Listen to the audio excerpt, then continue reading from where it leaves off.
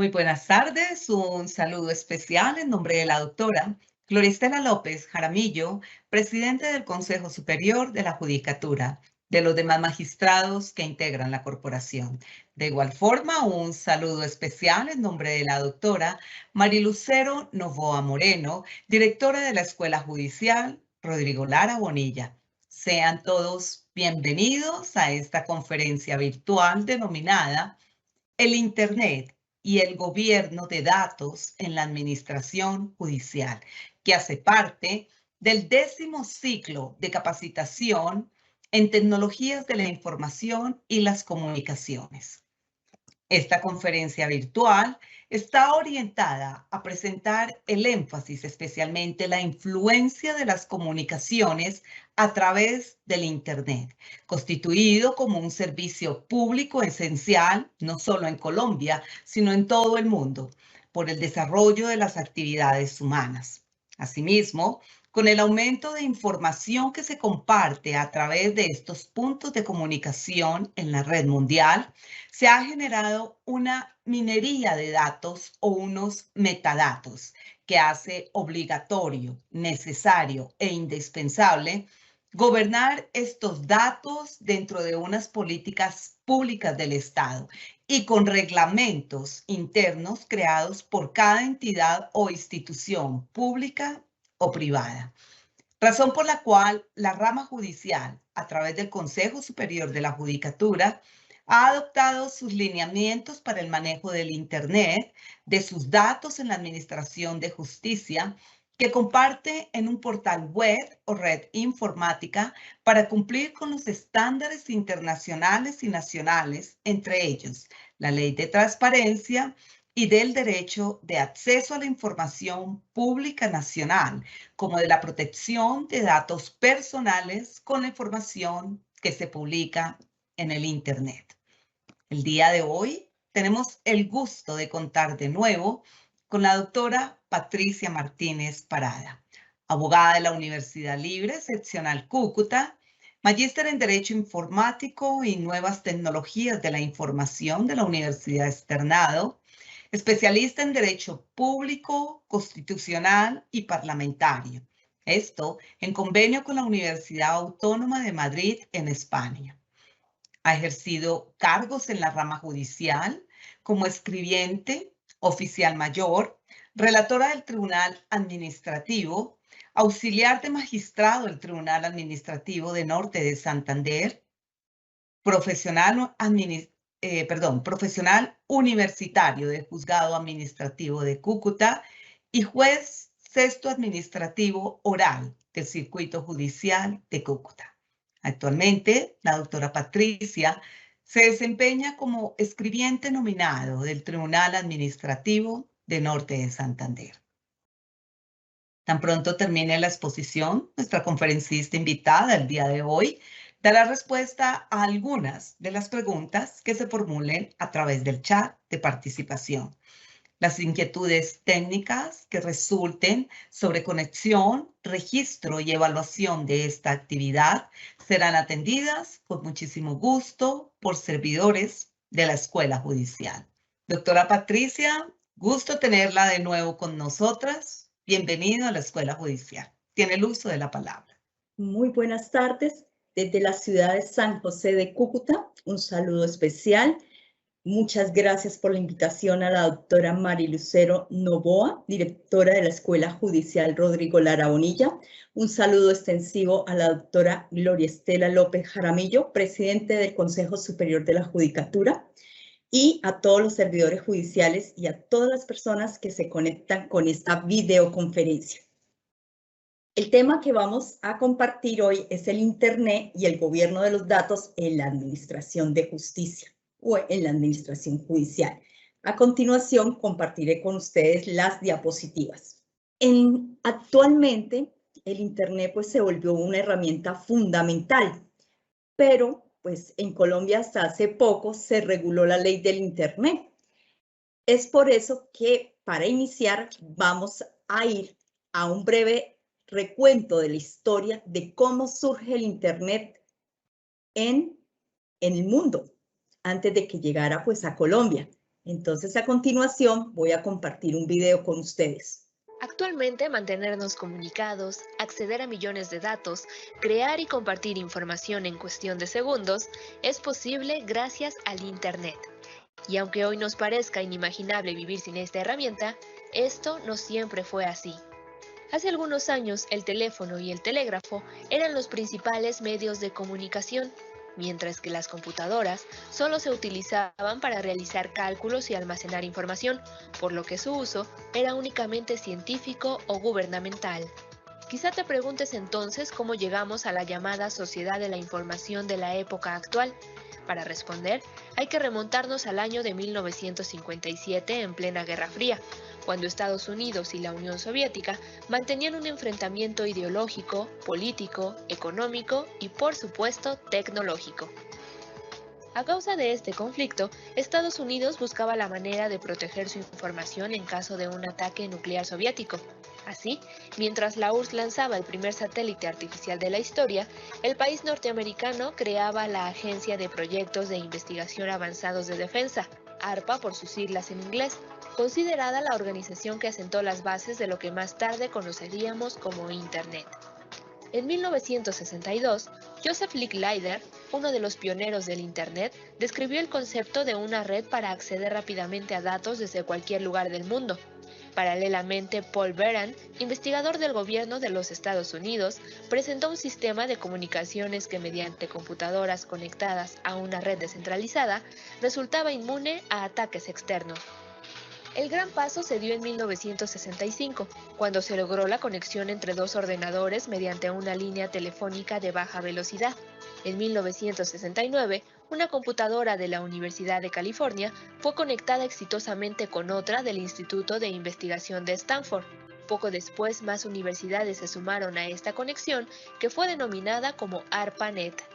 Para 1970, ARPANET estaba consolidada con cientos de computadoras conectadas.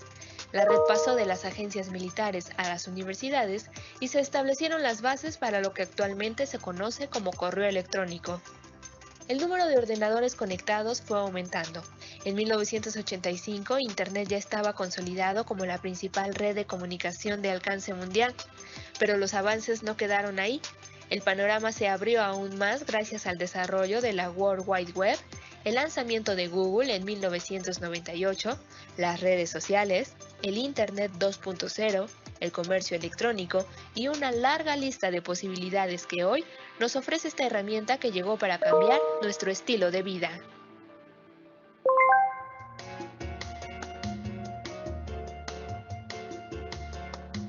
Bueno, entonces ya vimos un pequeño recuento de cómo es el origen del Internet. Entonces surge inicialmente por una guerra fría, surge como una necesidad militar de poder descifrar unos códigos. Entonces esto hace que los proyectos de defensa nacional de Estados Unidos pues comiencen a trabajar en esos procesos. Es decir, que desde 1969 se crea pues el ARPANET de lo que hablabas, que era considerada como una red informática para conectar diferentes universidades. También recordemos que Face, la red social, inició como para manera de comunicarse o a tener contactos con estudiantes de universidad, de una misma universidad. Se adoptan los protocolos TCP/IP, que es la dirección. Cada día se conectaban más usuarios a la red, se comenzó a tener más influencia de manera internacional. Estaba limitado el intercambio de correos electrónicos y para almacenar información. Esto es en pocas palabras como la evolución de los años que empieza desde 1966 hasta 1991, que ya entra la World Wide Web, que es la web que estamos utilizando hoy en día. Pero ¿cómo antecede todo esto en Colombia? Entonces, en Colombia, obviamente el Internet, digamos, comienza desde 1990, cuando el gobierno nacional y algunas universidades públicas y privadas hacen esos convenios, igual con el IFES, con Telecom e IBM, que fue la primera empresa de telecomunicaciones de alguna manera internacional, que empieza a interesarse por el tema de Internet, de la conectividad en Colombia. En 1994 se creó Interreg-SECOL con el fin de interconectar centros de investigación que era para las personas que estaban vinculados pues en el ámbito de la docencia y académico. Cuando comienza la innovación de las telecomunicaciones y el uso del Internet en el año 1905, aparecen los proveedores de servicios como IBM, CompuService, entre otros. En 1998 es el inicio del comercio electrónico. Recordemos que la ley 527 de comercio electrónico, mensajes de datos de 1999, pero ya en el 98 se hablaba de comercio electrónico y la Asobancaria adopta el Internet para realizar los pagos en línea. Siempre recordemos que el sistema financiero, los bancos, las corporaciones anteriormente, pues ellos han tenido las capacidades económicas para invertir en tecnología. En el año 2000 comienza oficialmente e-commerce, es decir, el comercio por electrónico. Y en el 2005 llega Mercado Libre. Hay una sentencia muy interesante antes de esta ley, que es la 2108, que se expidió el 29 de julio de 2021, es decir, hasta este año, por fin los legisladores expiden una ley que define el Internet como un servicio público esencial. En esta sentencia de la Corte Constitucional sucede algo interesante y son unos padres que interponen una acción de tutela en nombre de sus hijos menores que estudian en una institución educativa superior de la Normal en una vereda de La Leona, en el municipio de Jericó, en Antioquia. Interponen una tutela contra la Secretaría de Educación del municipio de Jericó y contra la Secretaría de Educación del departamento de Antioquia. ¿Por qué? Porque ellos dicen que sus hijos se vieron afectados, tenían servicio en Internet en la institución educativa. Esa tutela es del 2017 y ellos dicen, mire, en el 2016, noviembre del 2016, suspenden el servicio de Internet en la institución educativa donde existían 10 computadores para que los niños pudieran trabajar. Inicialmente, la primera instancia, el juez promiscuo de Jericó niega la tutela diciendo que eso no era un derecho fundamental, que la Internet pues era un servicio opcional y que no era una obligación o una carga que le correspondía a la institución educativa y que no se había afectado ningún derecho fundamental de la educación, del libre desarrollo. Efectivamente sube a segunda instancia, el Tribunal Superior de Sala Penal confirma la decisión de primera instancia, pero la Corte Constitucional toma esa sentencia, esa tutela en revisión y revoca la decisión de las dos instancias. Y les dicen, un momento, el servicio de Internet es una de las tantas herramientas que se cuentan las personas dedicadas a la docencia. O sea, prácticamente la Corte Constitucional en Colombia empieza a colocar las pautas para decirnos a todos y a los legisladores y a los gobernantes, este servicio se va a constituir en esencial, esta es una necesidad.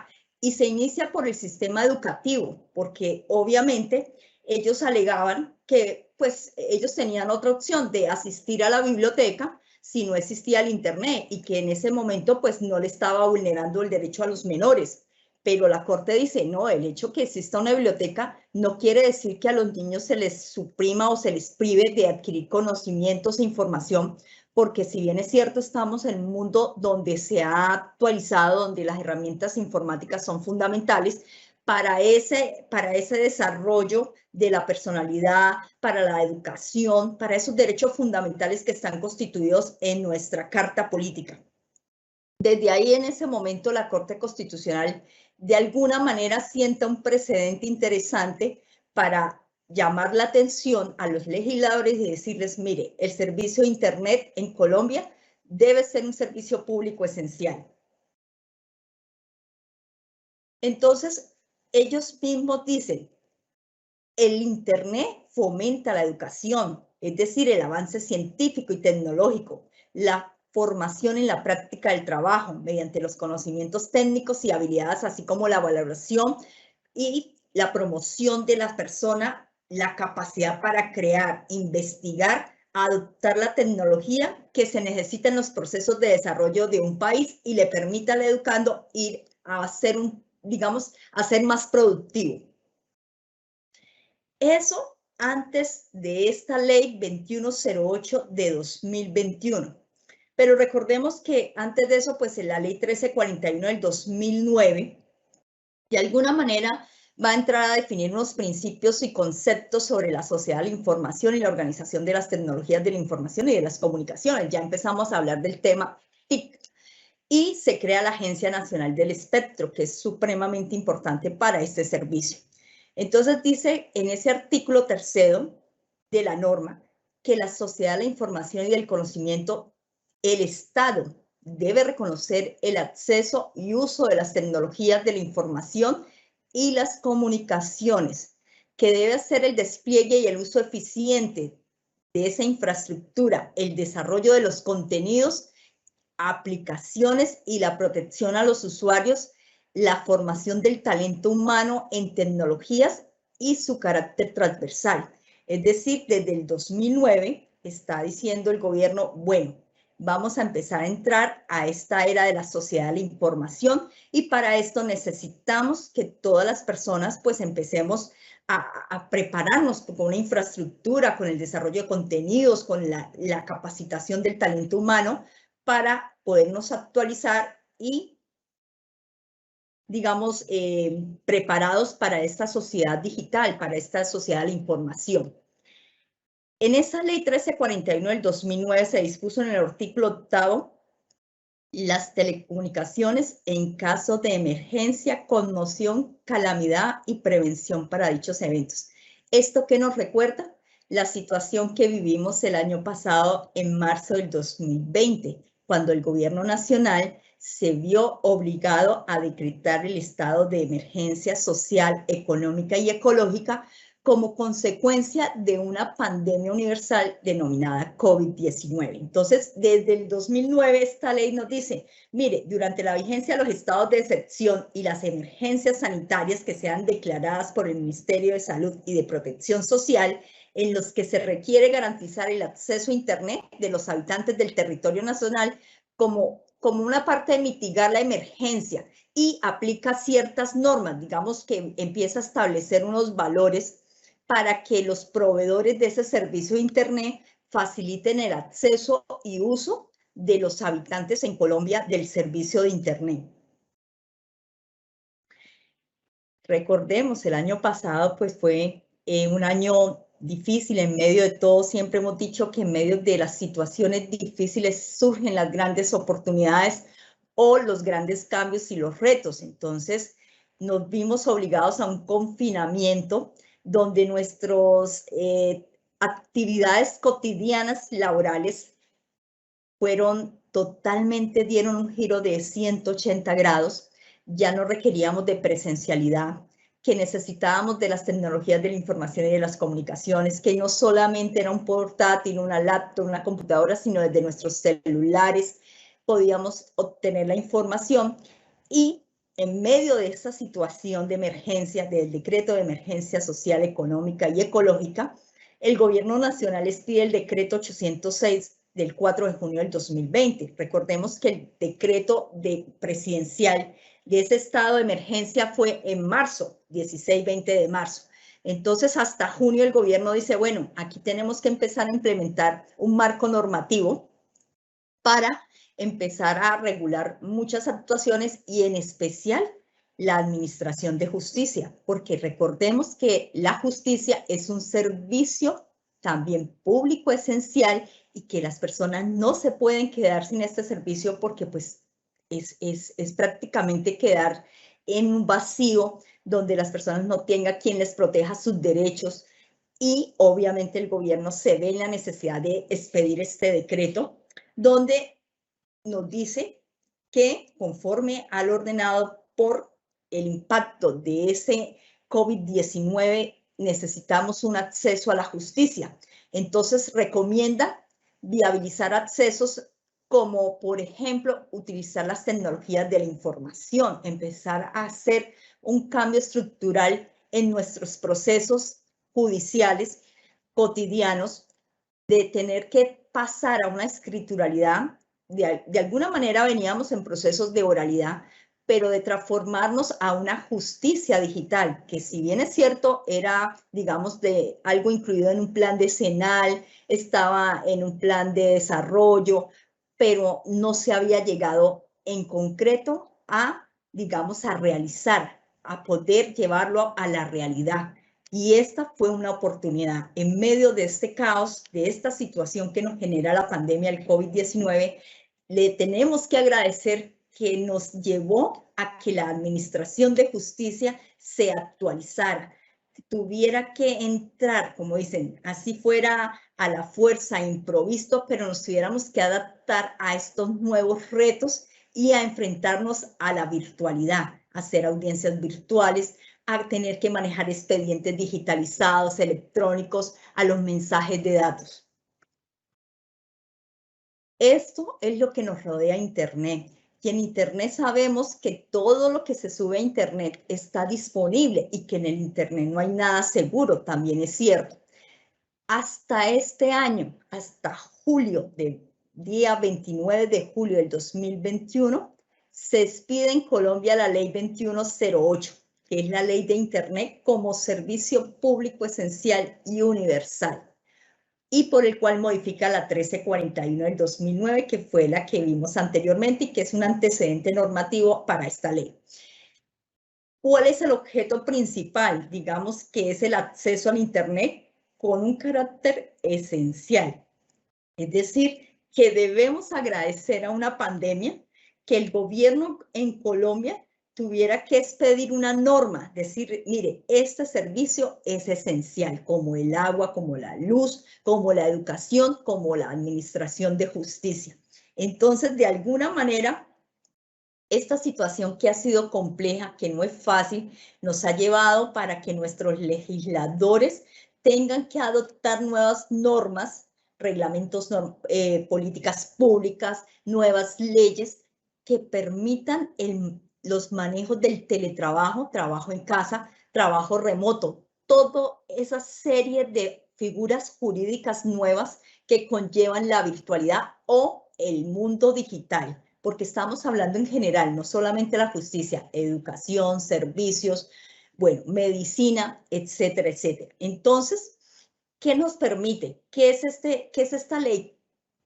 ¿Cuál es el fin esencial? Entonces, es propender la universalidad para garantizar y asegurar la prestación del servicio de manera eficiente, continua y permanente.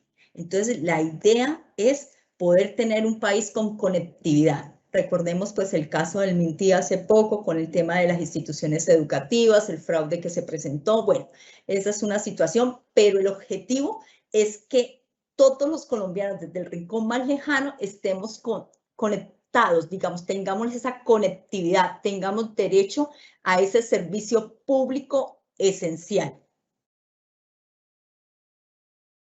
Bueno, esta ley nos define unos principios, pues se basa en unos principios orientadores, pero estos principios también los trae la ley 1341 del 2009. El principio que viene a ser nuevo en esta ley es el principio de universalidad. Entonces nos vuelve a decir, mire, necesitamos la prioridad del acceso al uso de las tecnologías de la información y de las comunicaciones. Es decir, ahorita no es porque no, el Estado no puede cumplir. No, es un deber del Estado garantizar el acceso y uso de las tecnologías y más del Internet. La libre competencia le permite que las empresas pues vengan a ofrecer los servicios a los usuarios y que las personas puedan escoger qué proveedor les conviene mejor por servicios, por velocidad de megas del Internet, por precios, bueno. El uso eficiente de la infraestructura y de los recursos escasos. Recordemos que pues en nuestro país, digamos, la topografía no es fácil acceso, hay sitios muy lejanos, recónditos, donde no es fácil llegar a veces con la luz o con el agua, pero la idea es que podamos invertir, que el Estado asegure, digamos, de alguna manera esa infraestructura, que garantice la infraestructura y esos pocos recursos que propenda por cada día mejorar e invertir en esos recursos. La protección de los derechos de los usuarios, eso es supremamente importante, es decir, que a quién pueden acudir en caso de que pues las fallas, que les suspendan el servicio, que no puedan sus hijos tener derecho al acceso a la educación, como fue el caso de estas señores en Jericó, en Antioquia. la promoción de la inversión, la neutralidad tecnológica, que esto es supremamente importante. Recordemos que en Estados Unidos posiblemente eso es algo que está en debate, que ya no va a existir la neutralidad tecnológica y de alguna manera eso es un riesgo porque pues no va a existir una libertad, sino va a haber una represión, va a haber una limitación. El derecho a la comunicación, a la información y a la educación y los servicios básicos de las TIC. Recordemos, mire, la tutela de la Corte Constitucional es una tutela del 2020, pero igual recordemos que la tutela se instauró en el año 2017 y la Corte Constitucional en su momento fue visionaria y fue juiciosa diciendo esto es una herramienta supremamente importante en el tema de educación y que debe volverse fundamental, es un derecho fundamental para los niños acceder a la educación por medio del Internet. Masificación del gobierno en línea. Recordemos que esto es una gestión que viene de hace tiempo, donde las entidades del Estado deben hacer sus trámites y servicios todo a través de Internet. La promoción de los contenidos multiplataformas de interés público, es decir, que las personas puedan acceder más fácil a la información, que tengan ese acceso a la información pública y el acceso a las tecnologías de la información y las comunicaciones y el despliegue de la infraestructura. El principio de universalidad, este principio es nuevo. Entonces, en este principio nos dice que todos tenemos derecho a ese acceso del Internet, que debe ser universal, que no puede ser limitado, que es algo que debe garantizar el servicio integral. O sea, que nadie, la idea y el objetivo es que nadie quede por fuera de este servicio público esencial. Bueno, aquí hay una masificación, o sea, hay unos artículos que se reforman en esta ley 2108, pues hay algunas normas que van a modificar o van a agregar de la ley 1349 del 2009. Por ejemplo, el inciso segundo del artículo 38 se va a agregar sobre la masificación del uso de las TIC y cierre de la brecha digital. Recordemos que uno de los propósitos del gobierno es cerrar esa brecha digital, que no exista tantas personas que no puedan tener acceso al Internet. Es decir, tratar de llegar a más personas con la conectividad. Promoción del acceso universal, que todos tengamos ese mismo derecho de poder tener Internet en nuestras casas, en las instituciones educativas rurales, de las urbanas, todos, los niños que viven en los campos, en las veredas, municipios, las ciudades, todos, absolutamente todos tengamos ese derecho al acceso. El servicio universal, que sea para todos, que no pueda ser restringido, que solamente para estos sectores, no, que todo sea un servicio universal. Y la apropiación, capacitación y uso de productivos de las TIC. Recordemos que las tecnologías de la información y de las comunicaciones es una herramienta maravillosa para poder, comunicarnos, poder acercarnos. En el medio de esta pandemia, pues nos ha facilitado nuestras labores cotidianas. El hecho de poder trabajar desde nuestras casas, teletrabajo, de estar en sitios remotos, desde nuestros celulares, tener acceso por el Internet a todo lo que podemos hacer cotidianamente o que hacíamos anteriormente en las oficinas, pues realmente eso ha sido un avance maravilloso que nos ha propuesto las tecnologías de la información y de las comunicaciones. Se adiciona un parágrafo cuarto del artículo 10º de la Ley 1349 del 2009. Recordemos que estamos hablando de la Ley 2108 de 2021, pero esta ley de alguna manera pues viene como a concretar o aterrizar un poco el tema del Internet, pero agregando o adicionando a la Ley 1349 del 2009. Y entonces ahí nos dice, ya, él nos define, el acceso a Internet es un servicio público esencial.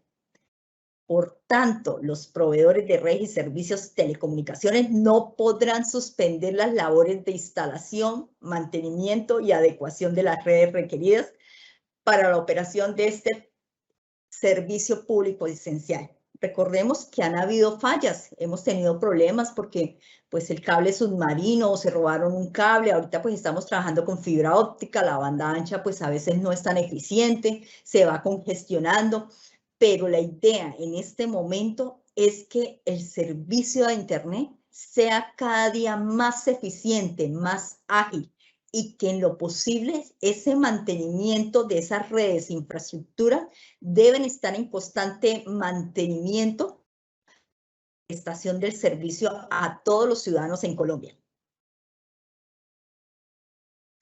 El artículo 5º también agrega un parágrafo 4 a ese artículo y dice que, mire lo que nos dice, durante la vigencia de los estados de excepción y las emergencias sanitarias que sean declaradas por el Ministerio de Salud y Protección Social, en lo que se requiere garantizar el acceso a Internet, los habitantes del territorio nacional tienen que pues atenderlos y mitigar ese impacto. Recordemos que eso lo vimos anteriormente y lo decía la 1341 del 2009. De alguna manera prevenía un estado de excepción, un estado de conmoción interior, una declaratoria de emergencia, y nos sucedió, se nos volvió realidad. 2020 fue un año que se puede decir, hay un antes y hay un después. Un antes, ¿por qué? Porque estábamos laborando normalmente, y un después porque nuestras actividades educativas, profesionales, laborales, cambiaron 180 grados. Tuvimos que utilizar los medios tecnológicos, tuvimos que volvernos despachos judiciales virtuales, audiencias judiciales virtuales, expedientes electrónicos, expedientes digitalizados.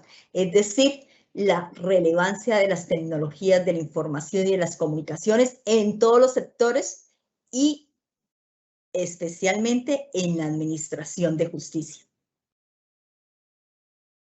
Bueno, entonces hay que tener en cuenta que si bien es cierto, pues eso ha sido como los antecedentes, pero en la administración de justicia, desde un acuerdo que es el 755 del 2000, el Consejo Superior de la Judicatura ya venía trabajando en el tema del Internet. Recordemos que nosotros pues teníamos una página web y en ese momento dice, mire, hay el dominio o dirección de la página de la rama judicial. Recordemos que la página oficial de nosotros www.ramajudicial.gov.co.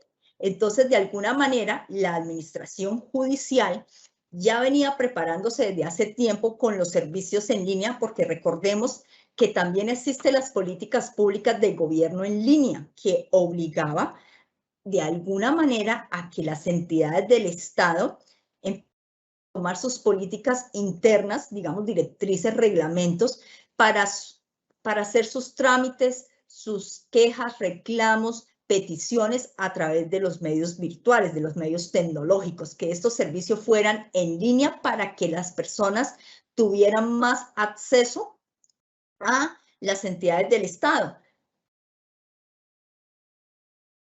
Esta es la página web de la rama judicial, en la cual van a encontrar pues muchísimas opciones. Tenemos las altas cortes, Consejo Superior, tenemos el Consejo de Estado, la Corte Constitucional, la Corte Suprema de Justicia, las 3 altas cortes, tenemos el Consejo Superior de la Judicatura y la Comisión Nacional de Disciplina. En estas páginas pues tenemos opción de consultar procesos, podemos mirar por los tribunales, podemos entrar como ciudadanos, servidores judiciales, el tema de concursos, igualmente con la Escuela Judicial, que tiene una página también exclusiva, maravillosa, que también ha sido un apoyo fundamental en medio de esta crisis, donde la Escuela Judicial ha sido pionera de alguna manera para poder capacitar por estos medios tecnológicos a sus funcionarios, empleados, abogados y acercarnos un poco más a esa justicia digital. El Plan Decenal del Sistema de Justicia 2017-2027. Pocas personas pues lo tienen presente, pero este es un plan súper, digamos, innovador, futurista. Siempre, digamos, la Administración de Justicia y su sala de gobierno, que es el Consejo Superior de la Judicatura, pues han tenido sus inquietudes y han querido ser avantes en temas como en las tecnologías de la información y las comunicaciones. Y para ello se planteó que hay que fortalecer el uso y apropiación de las TIC Es decir, incrementar programas de formación de educación superior, capacitación, socialización, lo que estamos haciendo prácticamente hoy en día con la Escuela Judicial Rodrigo Lara Bonilla, a la cual desde el año pasado ha hecho sus capacitaciones diarias y constantes sobre los temas de tecnologías de la información y temas administrativos, laborales, pero también ha sido, digamos, una herramienta para que los abogados externos, usuarios internos y externos, nos capacitemos en estas nuevas herramientas tecnológicas, porque recordemos que nuestras profesiones están cambiando.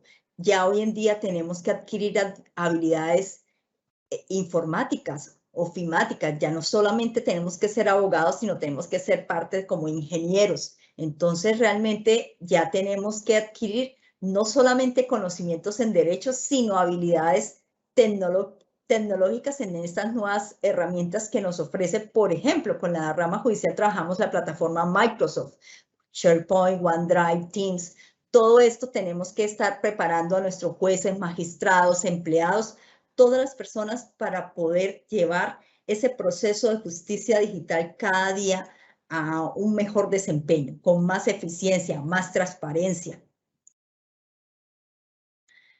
Bueno, en esto se van a establecer 4 líneas estratégicas en ese plan decenal. O sea, el Consejo de alguna manera fue visionario, dijo, mire, aplicaciones, vamos a promover la cultura TIC en toda la sociedad, vamos a hacer que los usuarios tengan las capacidades para aprovechar las oportunidades de las tecnologías de la información y de las comunicaciones, vamos a hacer una infraestructura TIC que garantice la cobertura de Internet. Entonces, de alguna manera, por eso se vino esos cambios con el dominio de la rama judicial, porque necesitábamos empezar a manejar ya una minería de datos, unos metadatos en los cuales cada día la página pues obviamente va a estar con más opciones para los usuarios para poder tener acceso a mucha información que necesite. Servicios de calidad, cobertura en los servicios de la tecnología de la información y de las comunicaciones.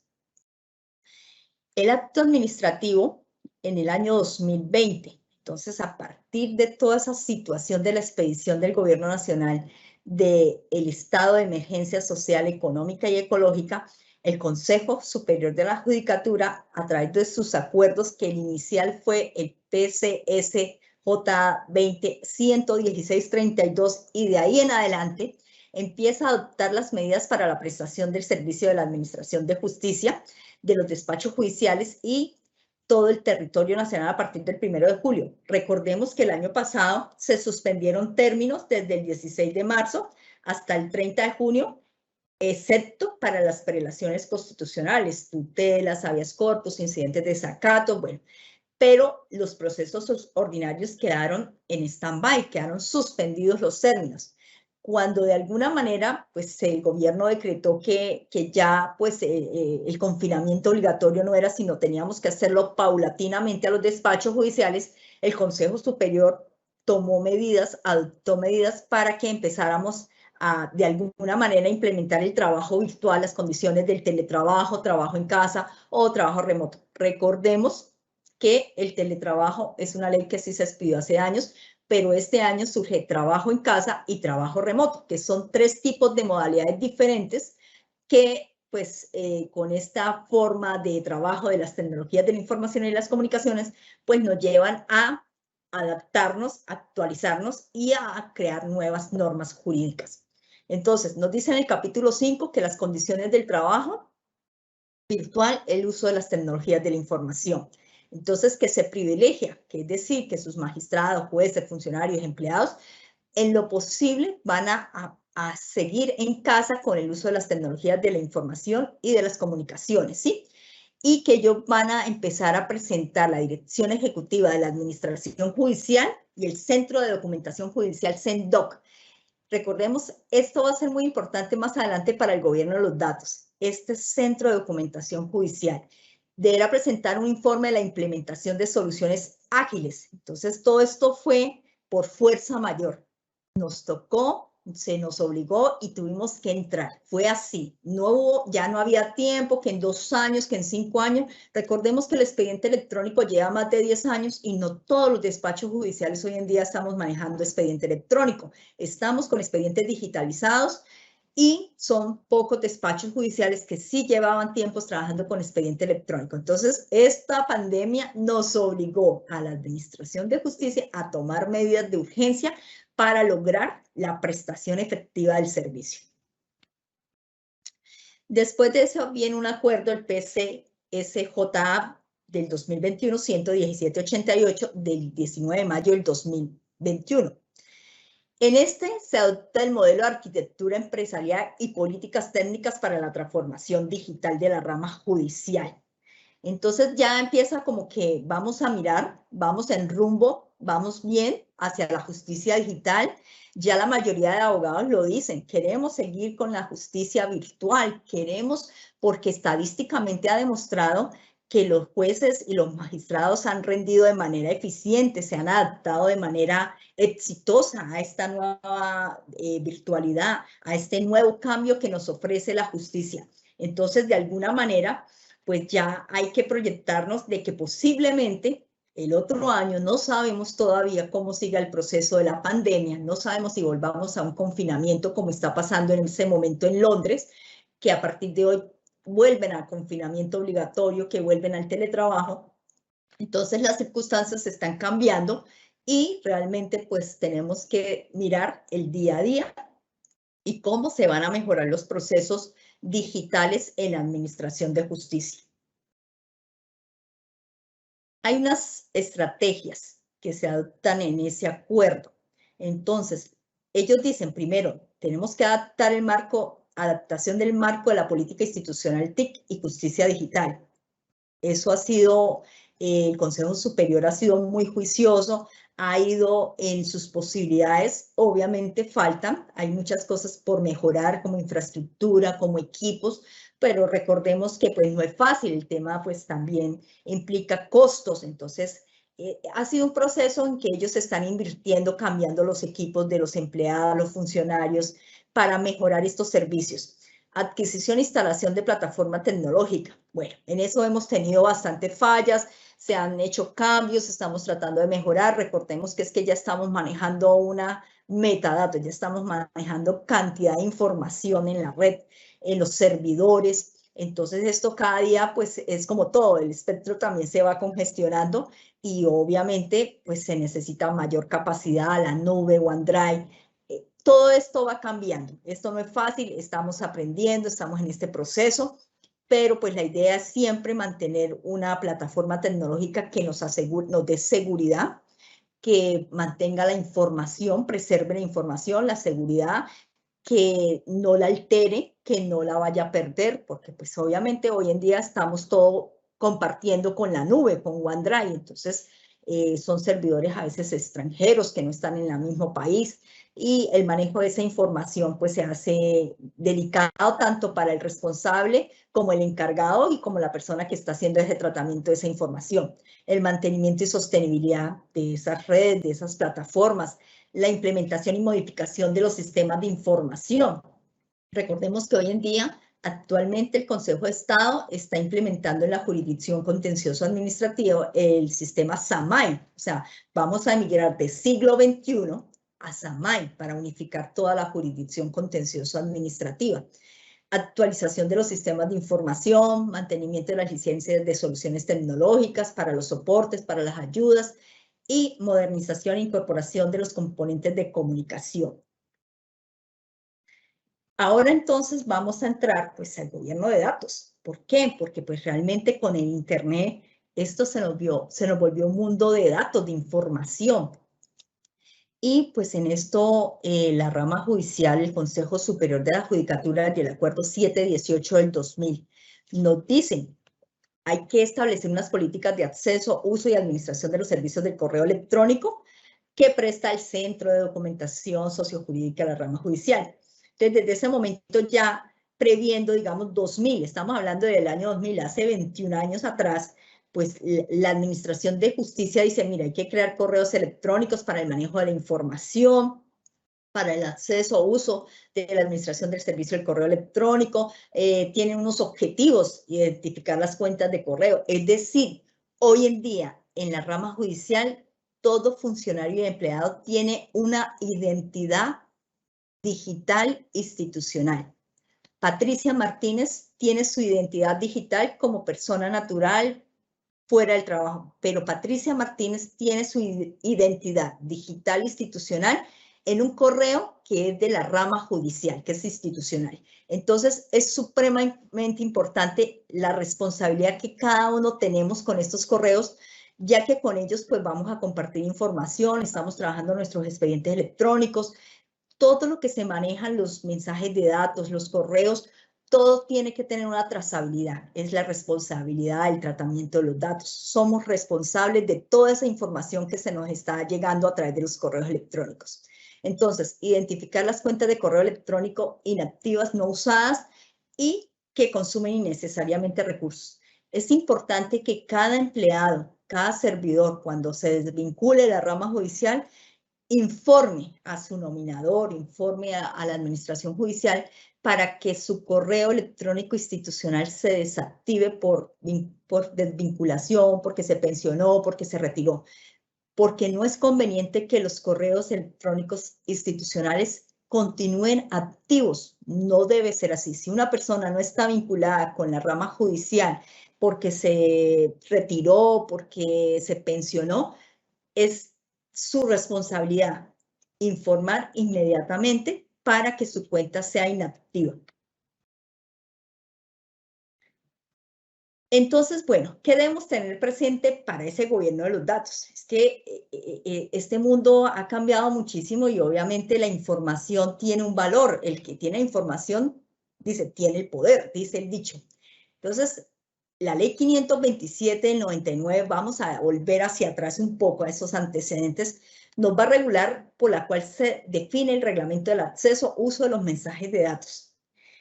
Recordemos que la ley 270 del 96 del Estatuto de la Administración de Justicia, de alguna manera en su artículo 95, dice que los despachos judiciales, sus titulares, los jueces y magistrados pueden implementar las tecnologías informáticas, telemáticas, y que de alguna manera pueden empezar a actualizarse con esas herramientas.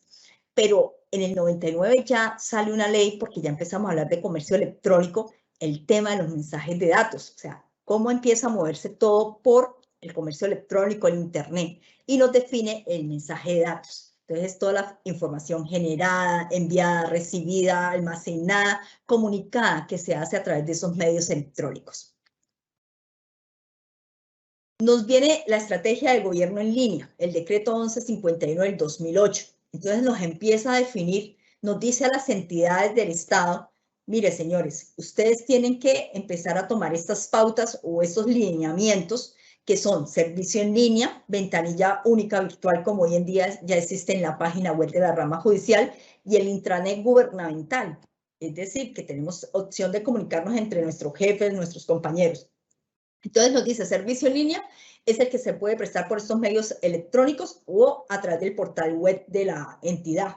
Ya sabemos que la rama judicial, la escuela judicial, Rodrigo Lara Bonilla, tienen una página en internet. La ventanilla única virtual, la rama judicial implementó del año pasado para este año ya esa ventanilla única virtual, pues está más activa. Ya en los despachos judiciales, los tribunales, los juzgados tienen esa ventanilla única virtual. Y el intranet gubernamental, que son el conjunto de soluciones tecnológicas a través de los cuales se interconectan las entidades, ¿sí? Entonces, para un intercambio. Pero el mismo, pues, puede ser entre la misma entidad con los superiores o entre compañeros. Asimismo, hay un acuerdo del Consejo Superior de la Judicatura, que es el 6978 del 17 de junio del 2010. Y en él se crea el Comité del Gobierno en Línea. Teniendo en cuenta esas pautas, entonces, el Consejo Superior de la Judicatura dice, mire, tenemos que tomar los lineamientos en línea de la República de Colombia. Y empezó a dictar sus políticas por parte del Consejo. O sea, realmente ellos ya empezaron a decir, bueno, esto va a ser así, esto tenemos que empezar a regular o a tomar nuestros lineamientos internos para el manejo de toda esta información. Hay una ley muy interesante y que tenemos que tener muy en cuenta, que es la ley 1712 del 2014, que es la ley de transparencia y del derecho de acceso a la información pública y nacional. Recordemos que el artículo 23 de la Constitución Política de 1991 dice que todas las personas tienen derecho a presentar peticiones respetuosas. Igualmente, existe el Código de Procedimiento Administrativo y de lo Contencioso Administrativo que regula el derecho de petición. Entonces, las personas ya no solamente quieren una respuesta, ya las personas quieren que esa información sea pública, que tengan derecho a ese acceso inmediato y a través de línea. Entonces, existen unos principios que se establecieron, que es el de transparencia, es decir, que si es pública, tiene que tener esa opción de poderla proporcionar y facilitarla a través de esos medios, que la facilitación, entonces que por lo menos no sea el trámite tan engorroso, tan complicado, que es que muchas veces el tema de hacer un trámite en una entidad se volvía con burocracia, se volvía demorado, y lo que quiere hoy en día la gente es hacer sus trámites de manera ágil, eficiente, oportuna y transparente. Y el principio de gratuidad, es decir, el acceso a la información es pública y gratuito. Está prohibido cobrar. Eso está más claro. Y aquí entonces les quiero mostrar o dar a conocer que en nuestra página web ese centro de documentación judicial ha sido importante hoy en día, porque a través de él, pues va. Hoy en día en la página web encontramos mucha información, pero de alguna manera el hecho de ese gobierno de los datos que lo va a hacer a través del Consejo Superior, que es la sala de gobierno, los despachos judiciales tienen que hacer trimestralmente unas estadísticas que les tienen que informar cuántos ingresos tuvieron de procesos ordinarios, prelaciones constitucionales, cuántas audiencias. Entonces, esta es la información, esto es lo que hoy en día se está observando. Este es el gobierno de los datos. Cómo nuestro Consejo Superior de la Judicatura, que es la sala de gobierno de la rama judicial, cómo ha adoptado los lineamientos, cómo se ha, de alguna manera, se ha propuesto a actualizarse, a tener la información de manera oportuna, pública, transparente en nuestro portal web. Entonces, aquí les voy a presentar una serie de imágenes para que la gente tenga conocimiento que a través de ese portal web pueden utilizar y pueden obtener información importante, relevante, de cuál ha sido la gestión de los despachos judiciales en Colombia, que de alguna manera la gente ya puede conocer cuáles son los trámites, cuáles son los servicios, cuánto es el tiempo, cuánto han ingresado, cuántos procesos maneja un despacho, y así manejar la transparencia en la administración de justicia. Con esta forma, la administración judicial cumple con esa ley 1712 del 2014, donde le dice a la gente, al usuario externo, a los abogados, a los colombianos, mire, aquí está la información disponible en nuestra página en internet. Esto, por ejemplo, es la gestión de los tribunales y juzgados administrativos del año 2019.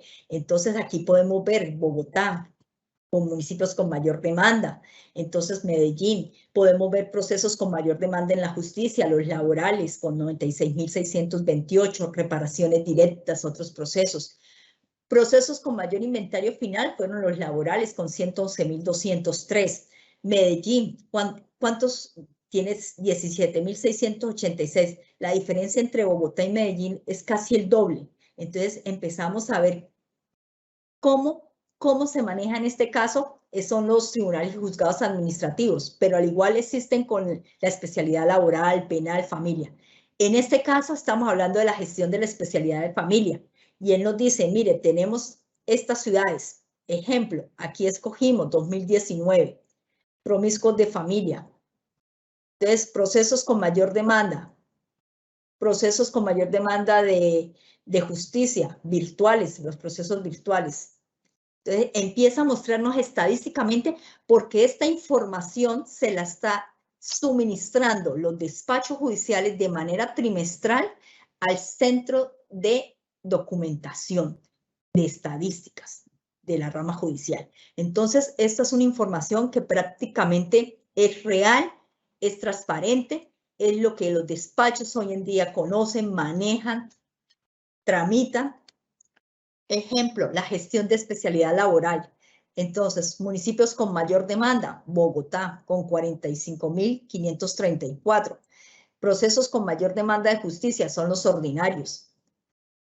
Aquí nos muestra los rangos de las ciudades, la cantidad de procesos, cuáles son los procesos ordinarios, los ejecutivos, otros procesos.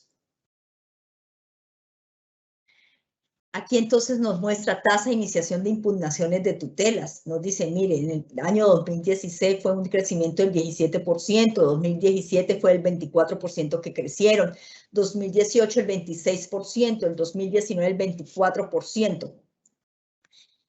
Y nos empieza a mostrar también sobre qué derechos fundamentales, entonces, de seguridad social, debido proceso, nos empieza cuáles son digamos, las mayores demandas o impugnaciones de tutelas que se presentan, sobre qué derechos fundamentales.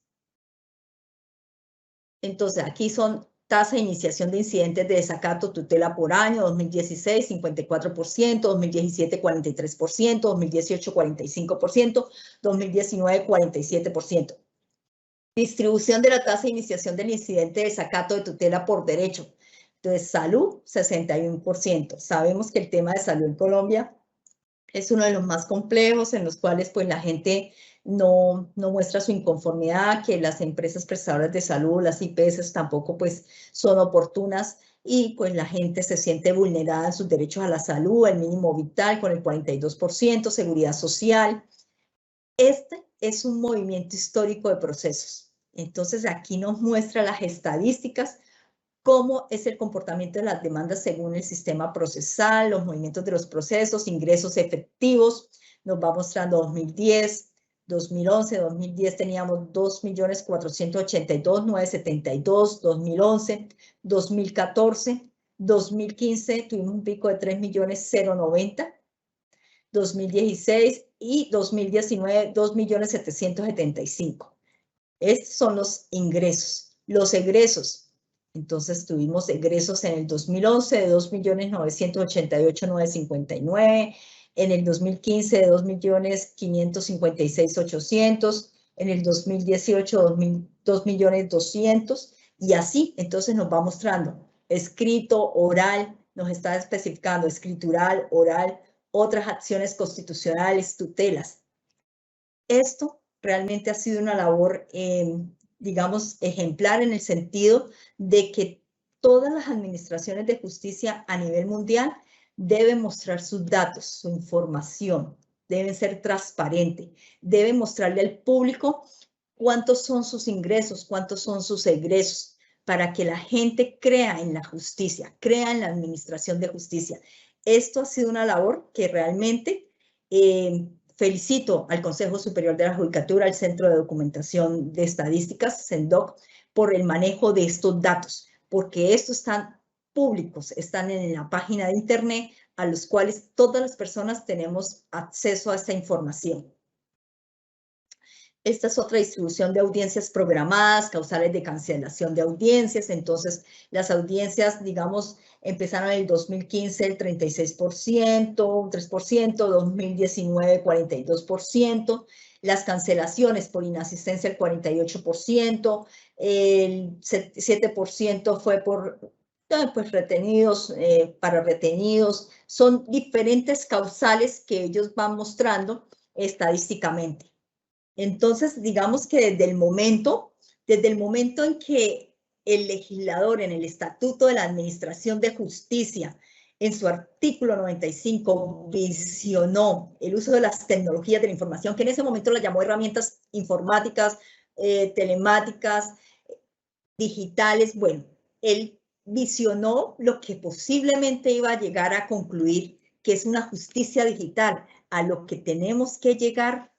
Ya estamos en medio de esta justicia digital, pero que todavía nos falta muchas cosas, muchos procesos, disminución de procesos, mejorar equipos, infraestructuras.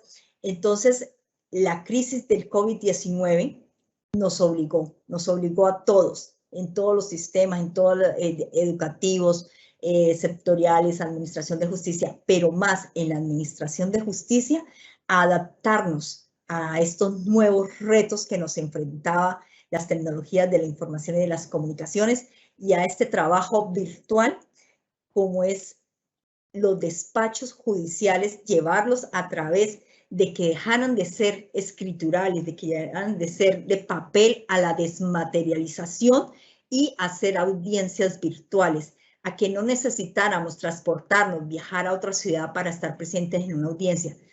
Todo esto ha sido un gran cambio y ha sido un cambio que de alguna manera viene para quedarse y que vamos a tener que cada día implementar mejores herramientas, seguridades, tenemos que fortalecer el Internet, tenemos que fortalecer las capacidades y habilidades de nuestros empleados y funcionarios de la rama judicial, en especial con esta labor que viene haciendo la Escuela Judicial Rodrigo Lara Bonilla, a la cual quiero felicitar por su labor que lleva casi 2 años, desde el año pasado, desde marzo, prácticamente sus capacitaciones han sido diarias, de lunes a viernes, en horas de la mañana, horas de la tarde, para que todas las personas, usuarios internos y externos, estemos actualizados. Muchísimas gracias. Ahora le concedo el uso de la palabra a la doctora Mónica Cuellar.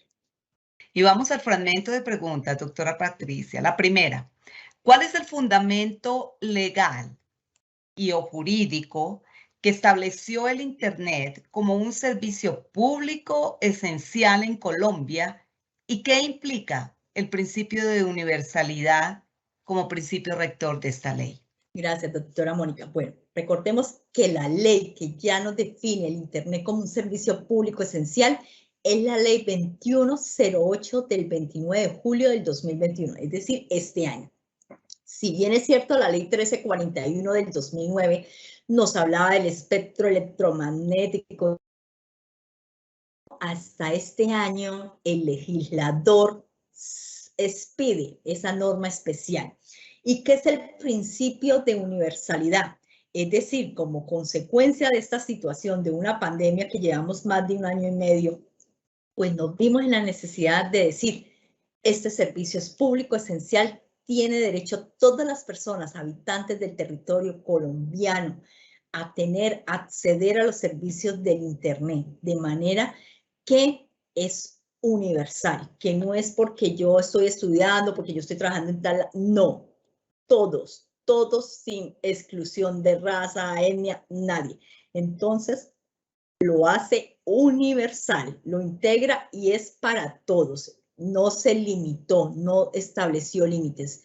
Esa es la universalidad, el acceso, el uso, el poder disponer, que no nos suspendan los servicios de Internet que son esenciales en este momento para el desarrollo de nuestras actividades laborales, profesionales, educativas, de todo ámbito, hasta las de medicina, las consultas médicas.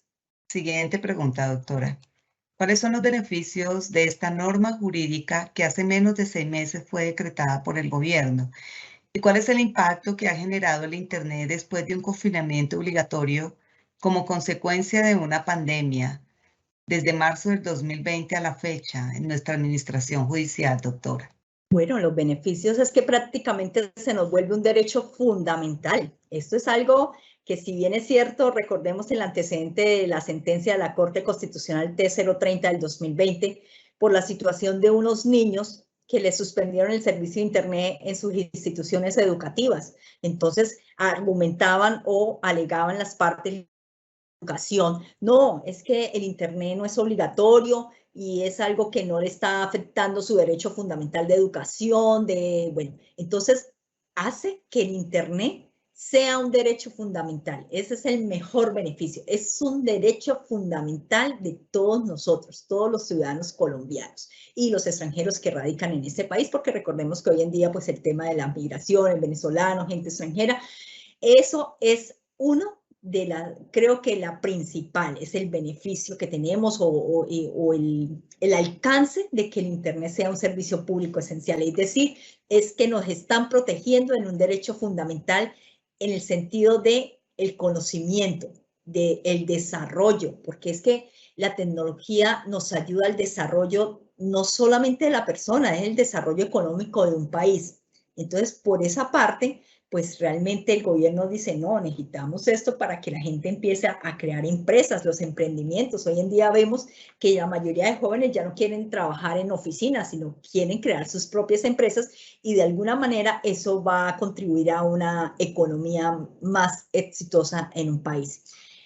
Pues, ¿qué nos lleva el COVID? Pues realmente esta situación de la pandemia de todo este año, pues hace que los proveedores en su competencia o en su libre competencia, pues mejoren los servicios, presenten propuestas más económicas, porque realmente a veces la gente no accedía al Internet por los costos y también porque no existía la infraestructura. Entonces, de alguna manera, esta ley facilita que los proveedores del Internet pues empiecen a invertir más en temas de infraestructuras, a mejorar digamos, de cable a fibra óptica y todo eso demás con las velocidades que merecemos de 400, 500 hasta 900 megas como hoy en día ofrecen para un mejor desempeño en el Internet, un mejor desarrollo de nuestros trabajos, agilidad de las comunicaciones.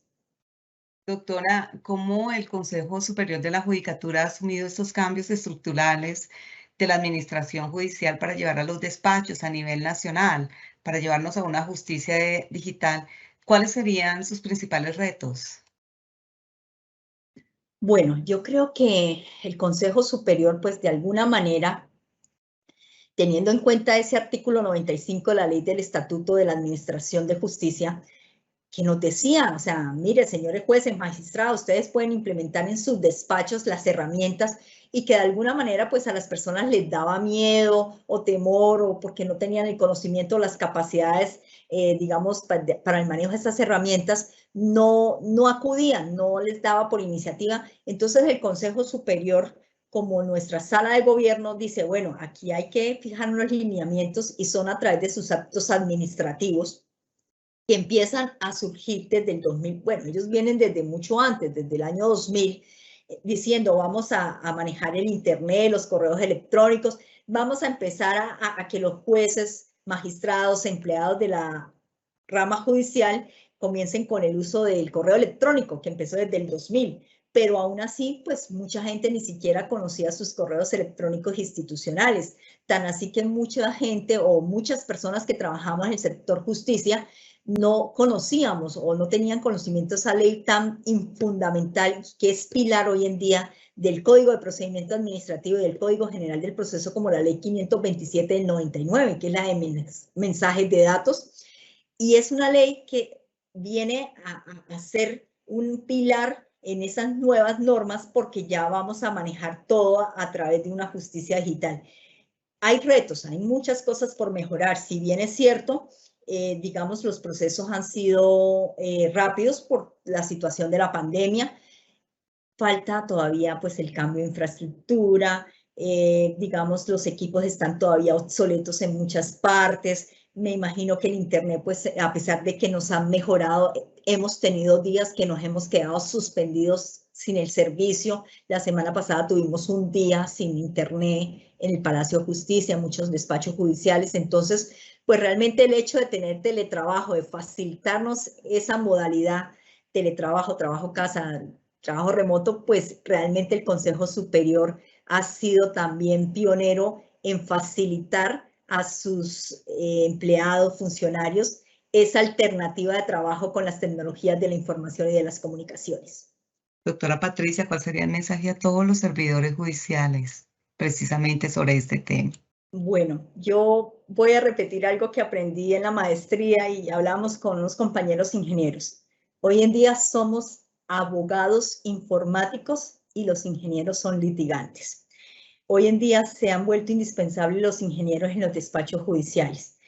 Y nosotros, que pues estudiamos derecho, abogados, pues tenemos que empezar a adaptarnos, a ser más hábiles en esas herramientas digitales, ofimáticas, a no tenerle miedo a las tecnologías de la información y de las comunicaciones, a ser inquietos, a mejorar procesos, porque si bien es cierto las tecnologías de la información y las comunicaciones lo van a facilitar, también es cierto que nosotros tenemos que empezar a adoptar procesos más simples, más sencillos, para mejorar, ser una justicia más eficaz, más transparente, más ágil.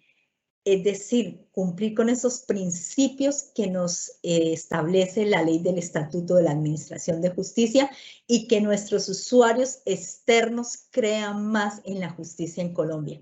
En verdad que invito a todas las personas porque considero que la rama judicial en Colombia ha cambiado, se está transformando. Tenemos una página de internet maravillosa, la Escuela Judicial Rodrigo Lara Bonilla ha sido un apoyo y ha sido fundamental en este proceso con el Consejo Superior de la Judicatura en poder presentar estas capacitaciones a sus jueces, magistrados y empleados de la rama judicial a nivel nacional y a todos los usuarios externos, abogados, litigantes y todas las personas que se quieren conectar con nosotros para adquirir estos conocimientos. Muchísimas gracias, doctora Mónica. Doctora Patricia, lo mismo, un agradecimiento muy especial. Primero por estas explicaciones sobre el Internet, el gobierno de datos en la administración de justicia, todo lo que ha permitido el amplio desarrollo de las TIC, cuando surge esta crisis como la del COVID-19, con lo que nos acaba de explicar a nivel mundial y que obligó al gobierno nacional y a las entidades del Estado a transformar para adaptarse a una nueva forma, como es este caso que nos llevó a convertirnos en una justicia digital, doctora, donde el Internet y el gobierno de los datos son esenciales, como lo dijo, para una mayor transparencia y publicidad de la información en los despachos judiciales a todos los usuarios internos y externos, a las personas que actúan en el sector justicia. Doctora Patricia, de nuevo nuestros agradecimientos, de igual forma por todo el acompañamiento que hizo con la Escuela Judicial durante este año y que estuvo en estas conferencias. Nuestros agradecimientos. De igual forma, a los servidores y servidoras judiciales y a todas las personas que actúan en el sector justicia que se interesaron en esta conferencia virtual. Nos invitamos a que nos sigan acompañando a través de nuestras redes sociales como Facebook, Twitter, Instagram y YouTube, donde podrán encontrar más información sobre nuestras videoconferencias y noticias de interés. Muchísimas gracias. Un feliz resto de día para todos.